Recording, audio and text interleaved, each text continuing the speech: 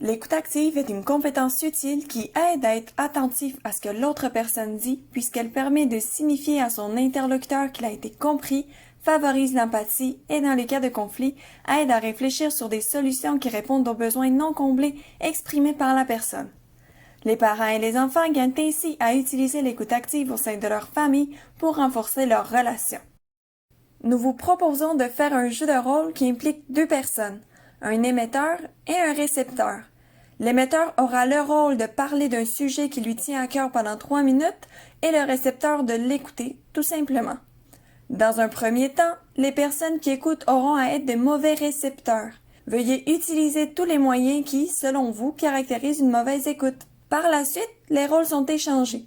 Le récepteur devient l'émetteur et l'émetteur devient le mauvais récepteur. Une fois terminé, recommencez le jeu de rôle d'une manière similaire à la première situation, mais maintenant le récepteur adopte des caractéristiques qui témoignent d'une bonne écoute. Assurez-vous que chacun d'entre vous ait joué le rôle de l'émetteur et de récepteur dans les deux situations. Soyez à l'écoute de ce que vous ressentez pendant l'exercice et observez l'autre personne dans son jeu.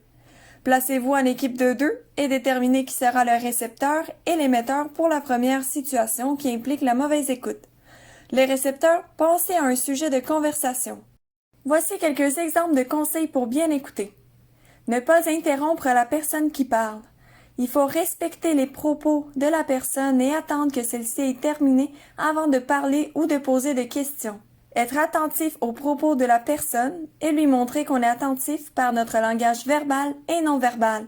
Poser des questions ouvertes plutôt que des questions fermées, parce qu'elles permettent d'alimenter la conversation et démontrent que vous êtes intéressé à savoir plus sur ce que la personne vous raconte. Maintenant, vous êtes prêt à appliquer tout cela. Bon jeu de rôle!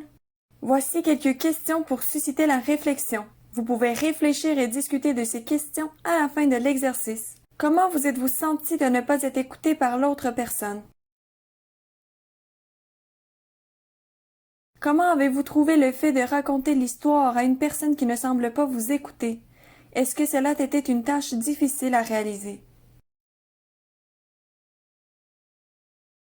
Comment vous êtes-vous senti d'être écouté dans la deuxième situation?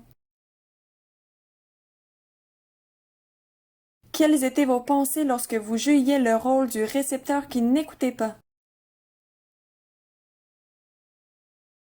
Quelles étaient vos pensées lorsque vous jouiez le rôle du récepteur qui écoutait?